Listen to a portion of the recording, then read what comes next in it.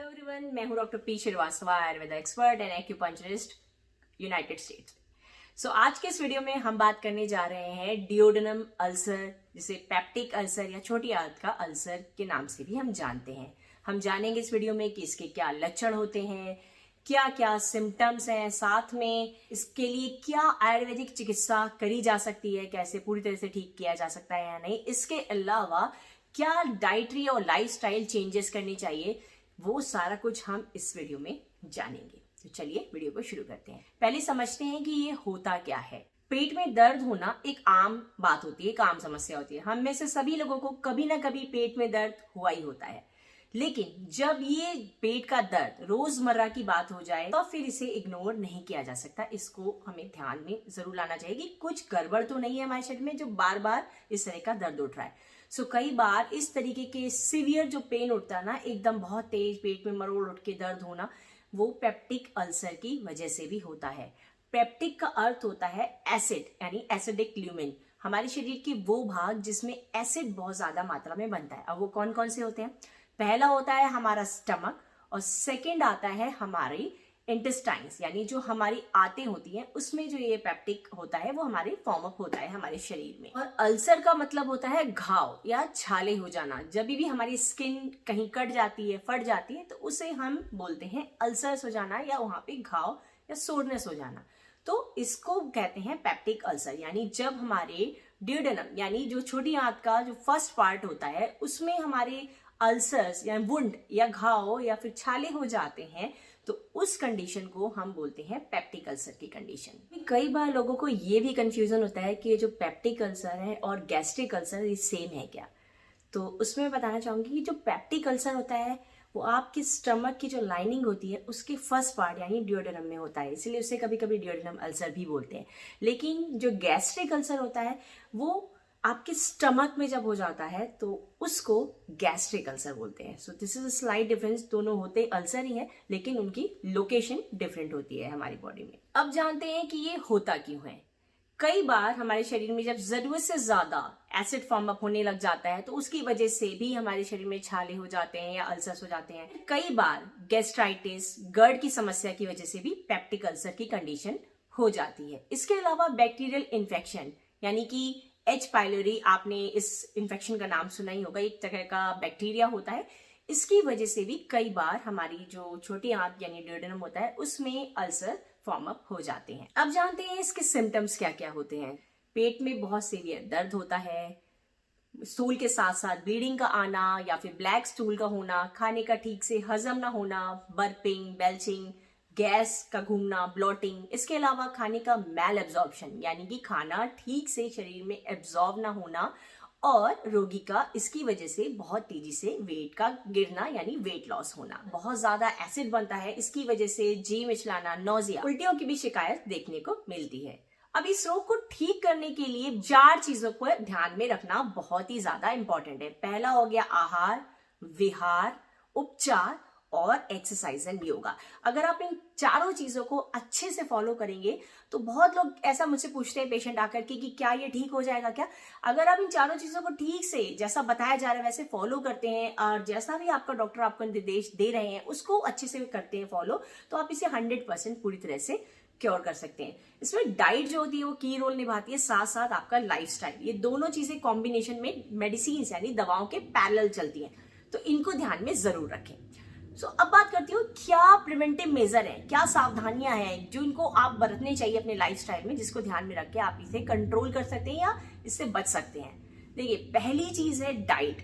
जब भी हमें भूख लगती है यानी कि आहार, जब भी हमें भूख लगती है तो हमारा शरीर हमें सिग्नल देता है, क्योंकि उसी वक्त हमारे शरीर में एसिड फॉर्म होना शुरू होते हैं। लेकिन अगर हम उसको ध्यान में ना रख के इग्नोर करके काम में लगे हुए हैं तो उस कंडीशन में जब आपको एसिड ज्यादा मात्रा में फॉर्म होने लगते हैं, या फिर आप बहुत ज्यादा मात्रा में खाना खा ले रहे हैं या ऐसा खाना खा रहे हैं जो आपके शरीर के लिए उपयुक्त नहीं है, या आपका शरीर उसे ठीक से पचा नहीं पा रहा, इन सभी कंडीशंस में बहुत ज्यादा संभावना होती है कि आपको इस तरीके की जो दिक्कत है अल्सर्स की फॉर्म होने की। सेकंड आता है अगर आप अल्कोहल का बहुत ज्यादा कंजम्पशन करते हैं, या फिर टोबैको, सिगरेट या फिर तंबाकू का सेवन करते हैं, तो उनमें भी उन लोगों में भी इस तरीके की जो कंडीशन है वो देखने को अक्सर मिलती है। थर्ड आता है जो लोग NSAID ड्रग्स का सेवन करते हैं, यानी कि जो दर्द निवारक और गोलियां होती हैं वेस्टर्न मेडिकेशन की, एलोपैथी की, या फिर एंटी इन्फ्लेमेटरी जो मेडिसिन होती हैं वेस्टर्न मेडिकेशन में, वो बहुत लंबे समय तक, जैसे कि आपका आइब्रोफेन हो गया, एस्प्रिन हो गया, या जितने भी पेन किलर्स हो गए, वो अगर आप बहुत लंबे समय तक यूज कर रहे हैं तो काफी हद तक संभावना होती है कि ये रोग आपको हो सकता है। तो उस कंडीशन में इनका लिमिटेड यूज करें। अगर आपको हो गया और किसी और रोग के चलते आप इन दवाइयों का सेवन कर रहे हैं तो उसका लिमिटेड यूज करना बहुत ही ज्यादा जरूरी है, क्योंकि कहीं ना कहीं ये हमारे आम शरीर को हार्म करती ही है। नेक्स्ट आता है हेल्दी लाइफस्टाइल, जिसमें जो आप खाना खा रहे हैं, जो डाइट ले रहे हैं, वो एक बैलेंस डाइट हो, जो कि फल फूल सब्जियों होल ग्रेन से भरपूर हो। इसके अलावा जो भी आप ले रहे हैं खाने में वो बायोफ्लेवोनाइड्स युक्त हो, ताकि ये कंडीशन आपकी अच्छे से हील अप हो सके। और एक चीज ध्यान में रखना बहुत ही ज्यादा जरूरी है कि जब कई बार होता है कि लोगों को बहुत ज्यादा भूख लगी है लेकिन जाकर के वो कोई कोल्ड ड्रिंक पी लेते हैं या शरबत पी लेते हैं, तो जब भूख लगी हो तो उस कंडीशन में कुछ पीने की चीज ना लेकर के जो अगर खाने की वस्तु, जो खाद्य पदार्थ है, उसका ही सेवन करें। सिमिलरली जब आपको प्यास लग रही है, बहुत ज्यादा प्यास लगी हुई है, आपको लग रहा है कि कुछ पीने को चाहिए, उस कंडीशन में लोग चिप्स खाना शुरू कर देते हैं, पिज्जा खा लिया या दाल मोट खा ली, बिस्किट ले ली। इस तरीके की गलती नहीं करें। हमारे शरीर को जब जिस चीज की आवश्यकता है हमें उसी चीज का सेवन करना बहुत जरूरी है, नहीं तो जो हमारा मेटाबॉलिज्म है वो काफी हद तक बिगड़ जाता है। तो इस बात का ध्यान जरूर रखें। अगर आप पेप्टिक अल्सर की कंडीशन से जूझ रहे हैं, अगर आप हेल्दी भी हैं, स्वस्थ व्यक्ति, अगर वो भी इन चीजों का ध्यान रखेगा तो आपको कोई बीमारी आएगी नहीं। अगर आप खाने पीने की जो सावधानियां है वो बरतेंगे तो आप स्वस्थ रहेंगे। तो ये चीज जरूर ध्यान में रखें। साथ में प्रॉपर 8 घंटे की नींद, अच्छी नींद, इसके अलावा स्ट्रेस फ्री और एंजाइटी फ्री लाइफस्टाइल आपके लिए बहुत ज्यादा जरूरी है अगर आप इस कंडीशन से लड़ रहे हैं। अब बात कर लेती हूँ औषधि के लिए कि क्या क्या जो आयुर्वेदिक उपचार है वो काम में लाए जा सकते हैं, क्या क्या रेडीमेड औषधियां हैं वो इसके लिए फायदेमंद हो सकती हैं। ये मैं एक जनरल वे में आपको बता रही हूँ। अगर आप इसका ट्रीटमेंट कराना चाहते हैं तो आप किसी अपने लोकल आयुर्वेदिक वैद्य या डॉक्टर के पास जरूर संपर्क करें। आप चाहें तो हमारा अपॉइंटमेंट भी ले सकते हैं। ईमेल आईडी इसमें फ्लैश हो गई। तो चलिए बात करती हूँ। इसमें जो मेन हर्ब है उसमें यष्टि मधु यानी कि लिकोराइज, जिसे इंडियन लिकोराइज के नाम से भी जानते हैं, मुलेठी के नाम से भी आपने सुना होगा, वो बहुत अच्छा रोल निभाती है मुलेठी इन अल्सर्स को हील करने में, पूरी तरह से ठीक करने में। आपको करना क्या है, आपको 1/4 चम्मच मुलेठी का पाउडर लेना है। उसको आप चाहे तो शहद के साथ भी ले सकते हैं या फिर थोड़ी से घी के साथ, देशी घी जो होता है, क्लैरिफाइड बटर, उसके साथ भी सुबह शाम खाना खाने के बाद इसका सेवन अगर आप करते हैं तो आप देखेंगे आपको बहुत ही जल्दी आराम होगा।